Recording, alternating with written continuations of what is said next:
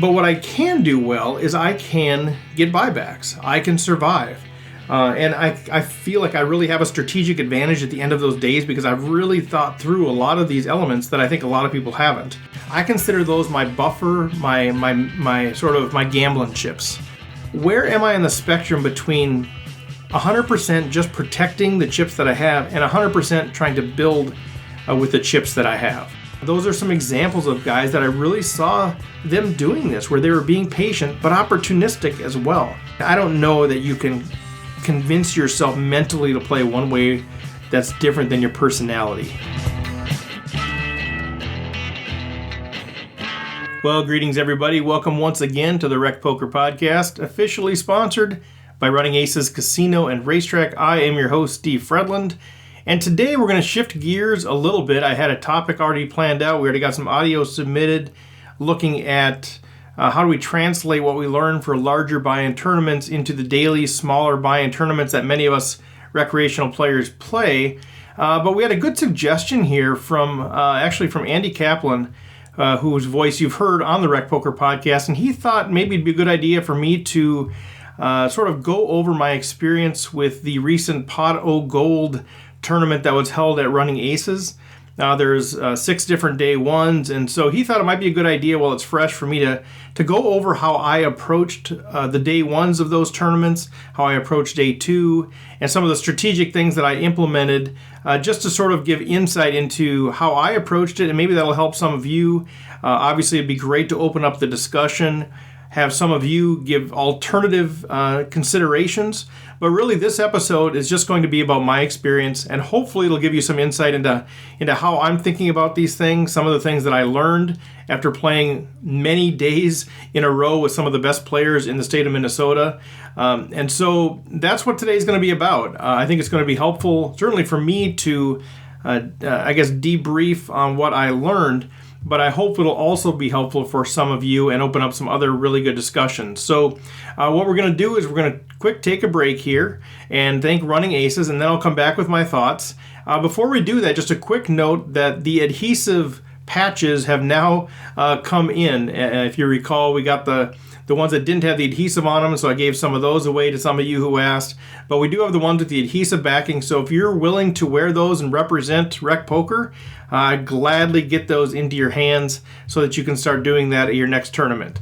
So with that, let's take a quick break, and then I will come back and share my thoughts from Pot of Gold. Running Aces Casino and Racetrack has the best poker room in Minnesota, featuring 24/7 promos on all cash poker games, including earning $2 per hour in comps, plus the most player-friendly tourney structures. Visit runaces.com for daily promotions and the tournament calendar. Running Aces Casino and Racetrack, the official sponsor of Rec Poker. Okay, thank you, Running Aces. Well, as I mentioned on the intro, I just want to talk a bit about the Pot of Gold tournament that I just recently played. Had some good results there, and so we'll go over that. Because I spent the last 4 full days playing poker and whatever free time I had doing work and other things I had to get done, I haven't had a lot of time to really construct a very fluid, podcast here, but I think I'll try to work through this and hopefully it'll be of some value. To start with, the Pot of Gold tournament is a pretty common, maybe 4 or 5 times a year that Running Aces does something like this, where it's a $280 tournament. It's actually $290 if you do the add-on for additional chips. And they run 6 different day ones. So there's 6 different flights of day 1, usually a Wednesday night, Thursday night at 6 p.m., a Friday at 10 and 6, and a Saturday at 10 and 6. And then whoever advances through will play day 2 at noon on Sunday. So for $290, you get 20,000 chips, you get half-hour levels, and they play 16 levels on day 1. So it's about 8.5 hours with breaks to get all the way through. Now, one of the interesting things that they do is they have this idea of buyback and accumulator bonus. So if you get a stack through on one of the day ones, you can play another flight, and if you get another stack through to day 2, you will play the bigger stack, and the smaller stack you actually sell for $1,200. And so in my situation, I played 4 of the flights, and I had to rebuy on 2 of the flights. Unfortunately, I ran kings into aces for one of them. But so I fired a total of 6 bullets, played 4 different flights, and out of those 4 flights, I actually bagged 3 times. And the first bag I got was really small, about 17,000. I just wanted to get a bag because I knew if I could get through again, that bag would be worth $1,200, which it ultimately was. And then I played another flight and got through. Actually, I played both flights on Friday and bagged both times. So I got the 17,000, then I got the 153,000, which was my biggest stack. And then I played again Saturday morning and actually got a flight through there for about 30,000. And we'll get into a little bit of strategy there. But so this buyback is a great idea in terms of building the prize pool, because people like me are going to play multiple times, even if you've already gotten through. You get the $1,200 per. So in my case, I fired 6 bullets, which was about just under $1,800, and I got 2 buybacks, so $2,400 back. So I made $600 before even going into Sunday. So that's a great deal for me. Now, there's a lot of, controversy around the buybacks, because potentially you could have collusion where you could have one person dumping chips to another person as long as they save enough to get through. So that could happen. You also have a lot of stalling going on at the end of day ones. And I'll admit occasionally that's me, because strategically it's the right thing to do. I need to make sure that I have enough chips to get through. And so I will stall. I will tank.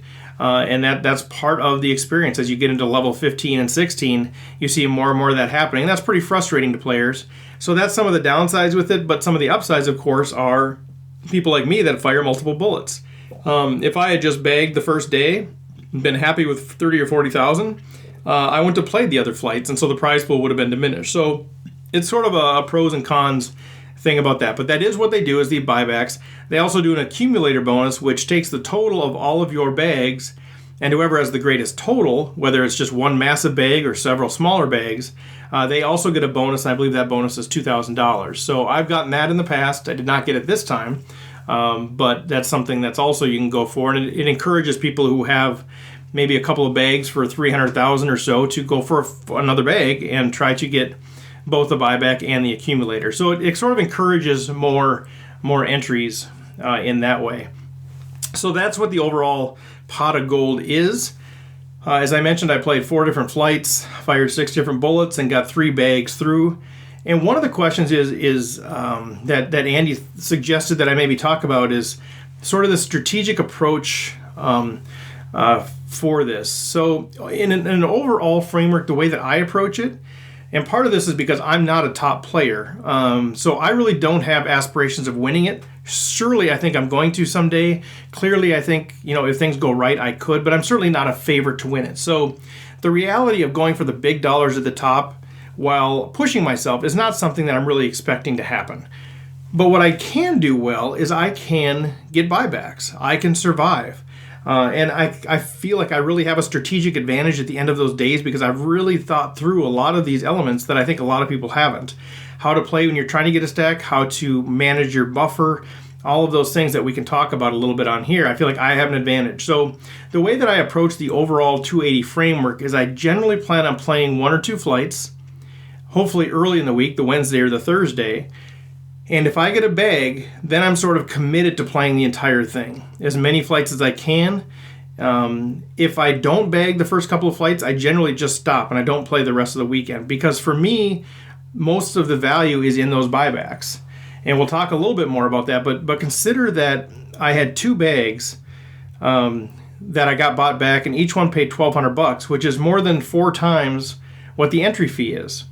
Well, to get 4 times your entry fee on day 2, you need to basically finish in the top 15 people, which there were 750 entries. So you basically need to finish in the top 2% to get 4 times your money. And for me, that would be a tremendous result. Now, clearly, there's a lot more money up top. It paid $38,000 to win the thing. But for me, so much of the value is in those buybacks that's how I strategically approach the overall idea of going into these 6-day one tournaments that Running Aces specifically puts together. And they're phenomenal. They do a great job with them. So that's my overall approach.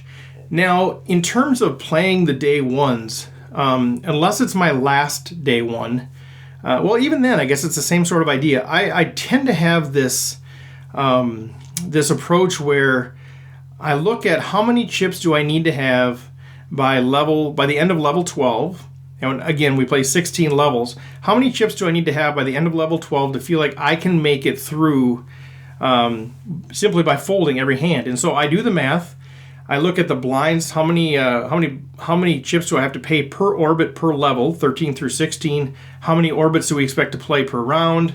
And then I build in some buffer in there as well, and I come up with a number, and I say if I can have this many chips by the end of level 12, I will feel like I could fold my way to a bag with some buffer and not have to be worried. So I do the math. I don't want to share it on the air here because I don't want somebody taking my math, using it, and it not working and then saying, you said that. So I'm not going to do that. If you catch me offline, I'm happy to share that with you, but I don't want to go public with that number. But that's generally how I approached it. I assumed 2 orbits per level. And the buffer is built in because you know how sometimes you end up 5-handed and things play really fast, or the table's playing really fast. Sometimes you end up going more than 2 orbits. Sometimes you end up paying the blinds more than just the antes. And so I generally build in some buffer. And then I have that number, and I say, okay, I want to have that number as I start level 13. And if I have a number that's greater than that number, I consider those my buffer, my sort of my gambling chips. And I'm not going to be careless with them, especially level 13 or level 14. But as we get closer to the end, I'm going to be more aggressive with those gambling chips.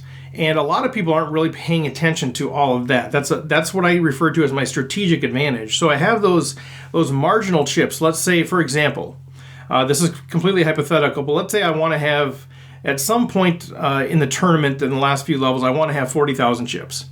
Now I have 75,000 chips. So I can decide, do I want to just kind of grind that 75 in and try to make day 2, try to have that 10 to 15 big blind stack? Or am I comfortable just getting a mini baby stack through and gambling with the rest? So in that case, I'd have 35,000 of sort of margin chips available to me. Now what that allows me to do is if I find a spot where, say for example, the blinds are 1,500, 3,000 with a 500 ante, so there's, I don't know, almost 10,000 chips in the middle, and somebody raises to 7,000, and then there's a call and a call behind. So now all of a sudden there's 50,000 chips in the middle. I could say I'm going to take that 35,000 chips that I have on margin, and I'm going to raise. Maybe not the whole thing, maybe I do 25, but I could take 35,000 or 30,000, and I raise right in that spot, which puts a ton of pressure on the table. Now, the original raiser may shove, or somebody else may shove, and I just fold. And then I say, well, I took my shot, now I'm just going to fold to the money, fold to the bag. But if that works, all of a sudden I've picked up, whatever I said that amount was, I pick up 20, 30,000 chips or whatever, if they all fold, and now I have 65,000 chips on margin. And I can decide, do I want to grind that into day 2, or do I want to gamble with that as well? And so there's this ongoing sort of, what minimum threshold do I need to make sure that I don't ruin my chance at getting a bag? And what is the residual amount that I have to gamble with that I can use, that I can apply pressure and try to build? And if the table cooperates, I could build a ton of chips. And I've done that at the end of the days where I've built to 260,000 chips simply because people want to make day 2, and you can keep applying the pressure with those marginal chips. So I think that's a real strategic advantage that I feel like I have, that I highly recommend you think that through ahead of time. I put notes in my phone so I know what my thresholds are at each level that I want to get to, so I know how much margin I have to play with. And then as you proceed, because you built in margin, often even if you folded your entire level, you end up with more margin chips that can be put to use. Maybe you get to see a free flop or a cheap flop. And so in my case, the way that I approached it, I had just a few chips at the end that I had available for margin. I had like king 10 of clubs. Somebody raised. I called because I could on margin. And I was going to fold everything, literally everything, unless the flop came 3 kings, 3 tens, or the royal flush, or straight flush. That's the only thing I would play. So if I flopped king 10 10, a full house, I would have folded right there because of my situation, because I already had a bag through, because I don't think I can even get to that bag, even if I get the action that I'm looking for. I'll never get a bag bigger than that. So unless I flop the absolute nuts that couldn't be beat by the river, I was going to fold, and that's what I did. So those sorts of weird things happen. I folded pocket aces, I folded pocket queens, pre-flop, all of those things, because I didn't want to put my chips at risk. So that's the overall approach in terms of how to finish off those day ones when you have a buyback tournament. Now, one of the things, as we kind of step back and say, what are my overall approaches to day one, and what's becoming, I guess, my approach more in general in viewing a tournament is really this notion, and this is something I worked on both on and off the table, is this idea of what sort of mode am I in right now?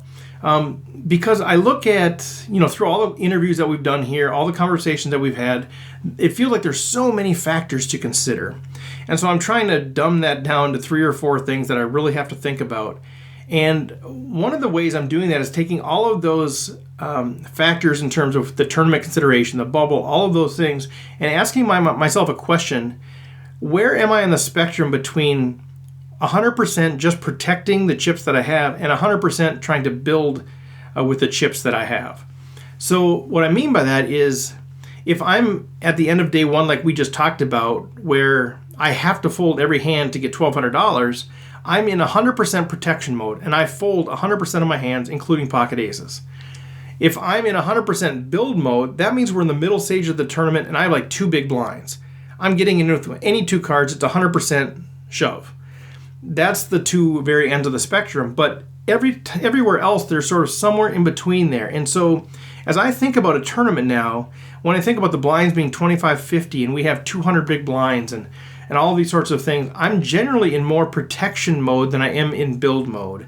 I'm looking for opportunities to build, but I'm really looking to protect. I'm not looking to go into high variance sort of mode there. Because it's just not that good of an opportunity, usually, you're looking for those speculative hands so you can flop a set or flop a straight or flop a flush, that kind of thing. But generally, I'm not really trying to play big pots. I'm not really trying to introduce a lot of variance.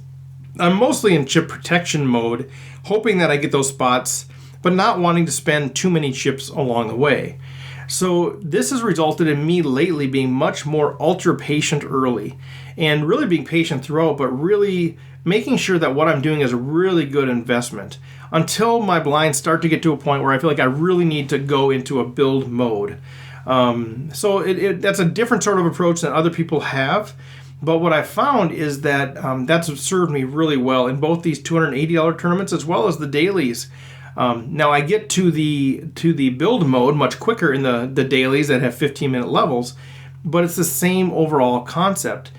Part of that is because what I learned from playing all of these day ones, playing some of the qualifiers, playing some of the dailies, is that really the only time I was losing significant chips early was when I tried to run a bluff or I overplayed a hand or that sort of thing. And otherwise, I was able to sort of build up gradually. And so if I could avoid those landmines or those overly aggressive spots, those overly aggressive lines that I took, I could definitely survive and thrive much longer than when I was taking more of those spots. So that's another area that I really tried to work on here. I do want to talk about one hand that came up in one of the day ones. There are several, and I did text a few of you or DM'd you on Twitter asking your take on this. And so I'm going to put this out here. We don't have responses from other players, but just think this through, and I'd be curious to know your thoughts on this hand. So in this spot, I had about 32,000 chips. The blinds were 250, 500 with a 75 ante. So I had about 60 big blinds, 64 big blinds, I guess, and I'm under the gun. And I open with King, Queen of Hearts. So that's the first question is, should I be opening with King, Queen of Hearts? Honestly, this part of the stage of the tournament, it's one of the lower hand ranges I'd be opening under the gun with, especially on a pretty aggressive table. But I opened with King, Queen of Hearts, and I opened to 1,400, just under 2.5x. It's about a little over 2.5x, almost 3x. And Peijian Liu, who many of you maybe know, he was on my direct left, of course, making it difficult for me all day. So he's under the gun +1, and he just calls. And then it folds around to the big blind, who also calls. So there's a little over 5,000 chips in the pot. I've got about 30,000 behind. And the flop comes ace, 8, 7. And the ace and the 8 are both hearts. So I pick up the nut flush draw. The big blind checks to me, and I decide to bet fairly small, which is something I'm also trying to do, is bet a little bit smaller into pots. But I bet 2,000 into the 5,100 chip pot, so about 40% of the pot. Now Page and Lou raises to 4,500. And then the big blind shoves for his remaining 11,000. So as I mentioned, I started the hand with about 32,000. Page and Lou has me out chipped. He has probably around 50,000 chips. So anyway, so when I bet 2,000, it's now 7,100. The guy, Louis, he calls. So now we're like 11.6. The guy shoves for 11, so it's like 22.6 in there. And I've got 9,000 to call, but I also have to worry about Lou behind me, who had just re-raised me on the flop. So the question is, what do I do in this spot? I elected to fold in this spot, and Page and Lou did decide to call. Lou had two pair. He had ace 8, I believe. No, he had ace 7, and the big blind player had pocket 8s. So I would have had the nut flush draw up against a set of 8s and two pair aces and 7s. So, that's one of those spots where I'm like, I'm not sure what to do. I'm playing my entire stack. Do I want to put my entire stack here, 60 big blinds, or at least 50 more big blinds at risk on a draw, where I could potentially be facing these hands, and so not all of my outs are even outs, or there's outs that are going to beat me with full houses and such. So I did decide to fold. I would have won a huge pot because the heart did come on the turn and it never did pair the board. But the question is, what's the right play? And that one had me in the grinder for a while. So thanks to a couple of you, I know Matt Hamilton and Joe Bernard gave me some thoughts on this, and I appreciated your thoughts as well. So that was one of the big hands that I faced in one of the day ones. I did go on to bag that day, so that again, it sort of shows you don't have to play all of those big spots if they're close. I trusted that I could continue to play well. I had a decent stack. I could get there without that. Obviously, that would have been a nice pot to win, but I'm not sure it was worth the cost of potentially going broke in that situation. So that was a big spot. Now let's talk a little bit about day 2 here. So I ended up going in. There was 100 and something, maybe like 107 people that advanced. 72 were going to get paid. I went in as, I believe, about the 25th to 30th biggest stack with 153,000. Average stack doesn't really mean anything, but it was around 120, 130,000. So I was a little bit above average. The blinds were 5,000, so I had about 30 big blinds. And so when I woke up Sunday morning, I looked at the table draw. I sent something out on Twitter. Several of you gave me feedback on some of the players that I was playing with, which was very helpful. But what I do when I go to a day 2 is I actually look at my table draw and I draw a picture of where I'm seated, the other players, how many chips they have, and I look them up on Hendon Mob to see what I can learn about them. I'm looking for things like the level, the size of tournaments they play. Are they normally playing the $30, $50, or do they only play the big MSPT 1100s? Do they play World Poker Tour? Do they play WSOP? What's their experience level? I want to find that out. And also, I look at their finishes quite a bit. Do they have a lot of first, seconds, and thirds, or are all of their finishes deeper down? Because that gives me an idea of the type of player. Generally, more aggressive players are going to have a lot of first, seconds, and thirds, but not as many cashes. And the more passive players, even though good players, are going to have more cashes that are outside of the top 3. So those are the things that I'm looking for, in addition to whatever experience I have with them and whatever I hear from other players who are willing to give me feedback. So thanks to those of you who were able to provide me some of that feedback as well. And so, as I mentioned, I go into day 2 with an overall mindset. I'm going to adjust to the table, but in this case, I was in seat 5, and Alex Moa, who some of you know, a very aggressive, very talented player, was in seat 10. And he had a big stack. He had about 400,000 chips. So I knew he was going to make it very difficult for our entire table. He was actually seat 9, if I recall. Seat 9. And so what that meant was if I was on the button, because we were only playing 9-handed, he would be under the gun. So if he folded under the gun, that would give me some opportunities. But other than that, there's a chance he was going to be in every hand with me, which is sort of crazy to think about because of the situation. So I knew that if I wanted to play hands, I had to be ready to play them aggressively against Alex. He will call with any 2 cards, especially against a player like me that he knows that he can outplay and apply aggression to.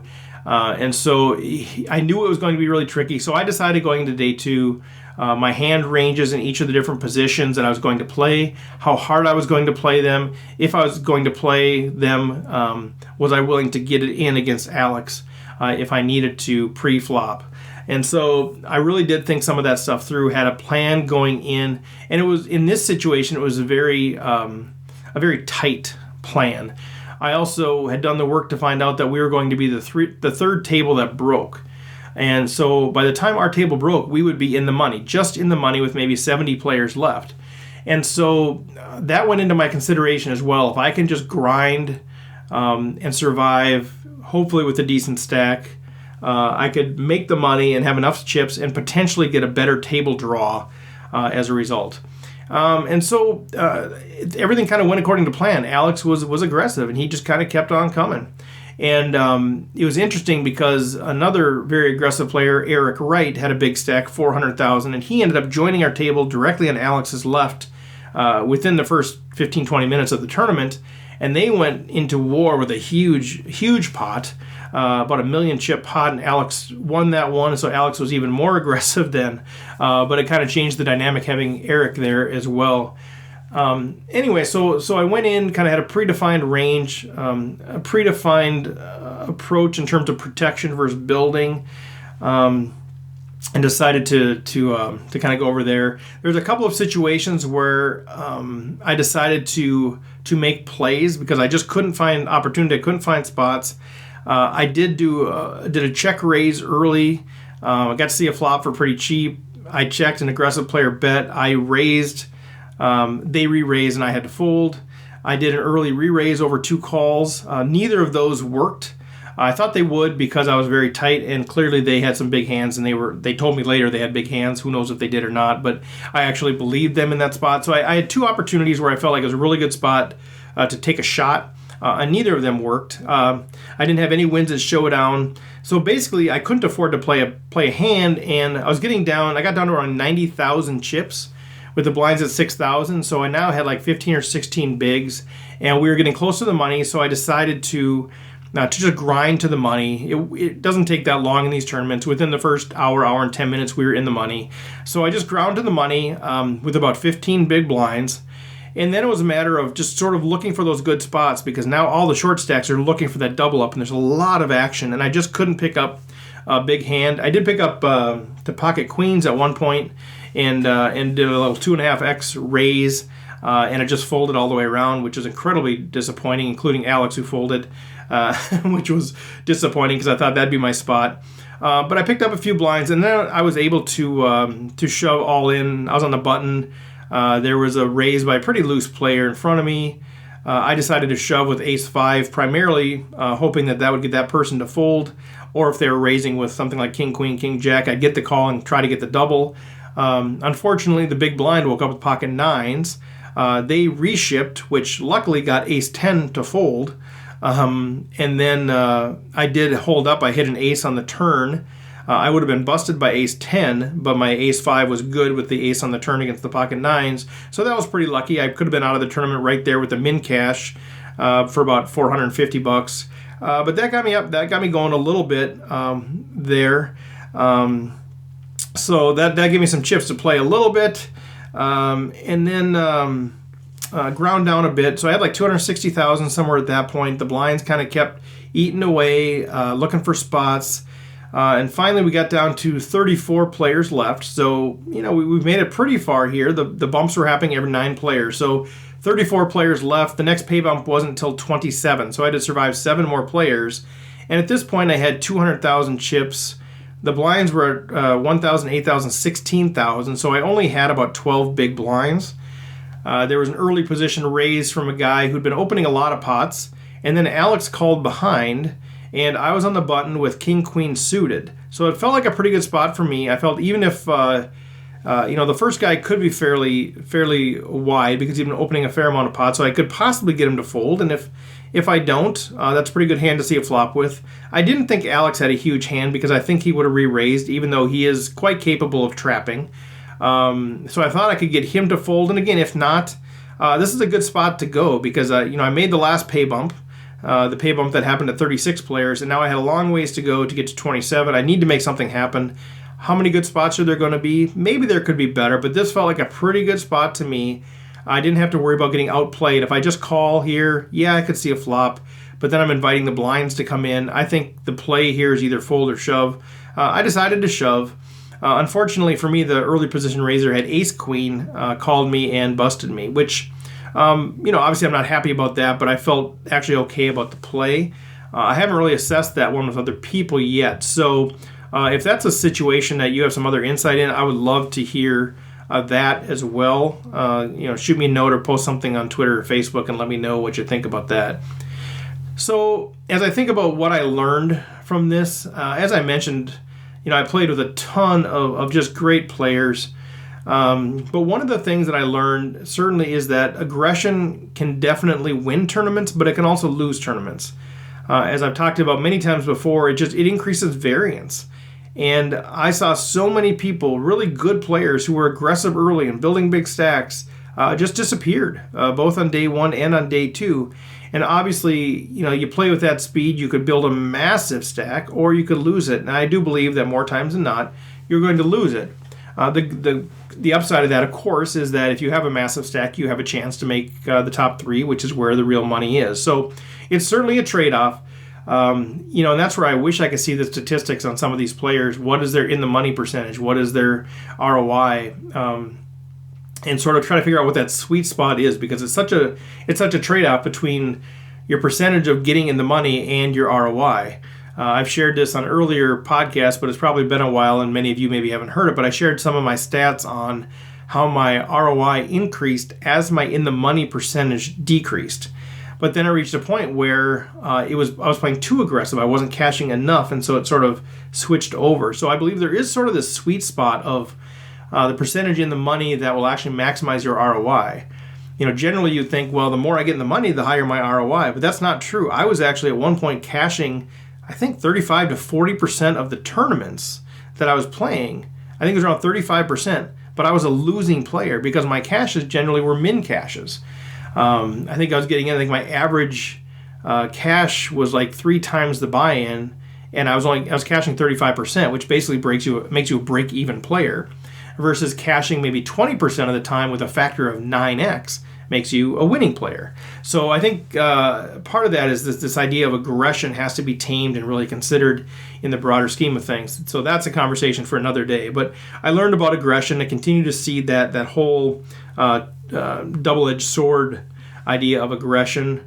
But I also learned that what recently has become my formula for success was really affirmed in these tournaments, in the day ones and the days twos, which is being incredibly patient, but yet looking for opportunity. So I would say opportunistically patient.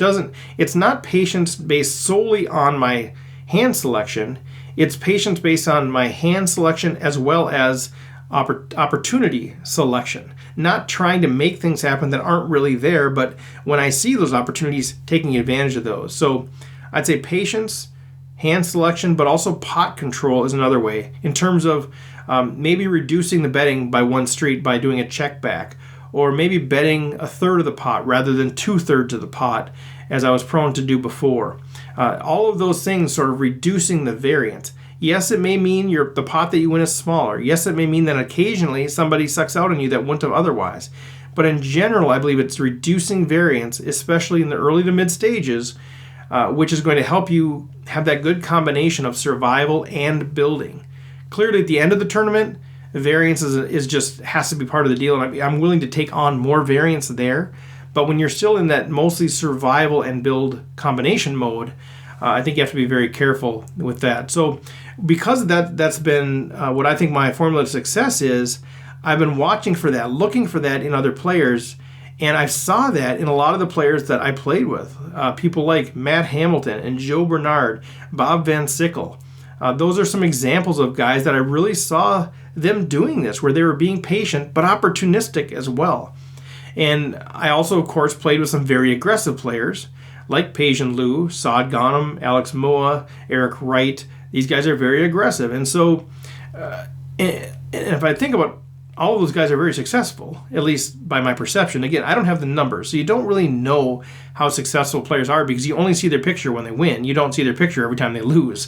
But if I were to say that those are all aggressive, what the things that I see, I guess, consistently through them is that they are aggressive, but some of them are tight aggressive, and some of them are loose aggressive. Very little that have I seen somebody that was passive winning tournaments. So I think you can be tight aggressive, or I think you can be loose aggressive. The loose aggressive is going to have more variance. But again, those passive players, they maybe lasted a bit longer, but they just seem to get chewed up. They're really dependent on hitting big hands. And if they hit those hands, they got paid off because the aggressive players would keep paying them off. But eventually, they just would complain about not getting cards or not hitting flops, and they just got blinded out. So, the tight passive players are just blinded out. The loose passive players are just continually raised off their hands, or they have their big starting hands cracked because they're just playing them so passively. So I don't know which is better, loose or tight. But the one thing I think is it has to have aggression. So if you're going to be tight, if you're going to be knit, that's fine. But then be aggressive when you do play. I think that's critical.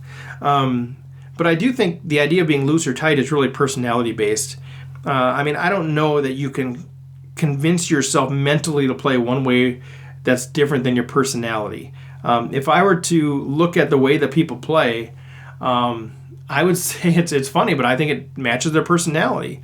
That or else I'm making some inferences into their personality based on how I see them play. But either way, I think if there's ways to introduce aggression into your play, not maniacness, but aggression, I think that's going to help all of us do well in these tournaments.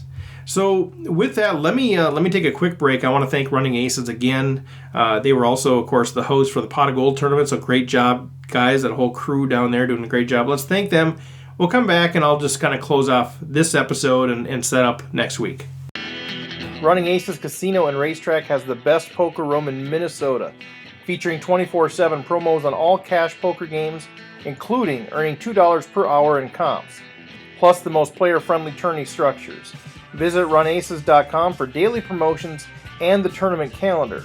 Running Aces Casino and Racetrack, the official sponsor of Rec Poker. Okay, so that's it for today. Thanks so much for listening to me go on and on. It was very helpful for me just to debrief and think through the Pot of Gold tournament, some of the things that I learned.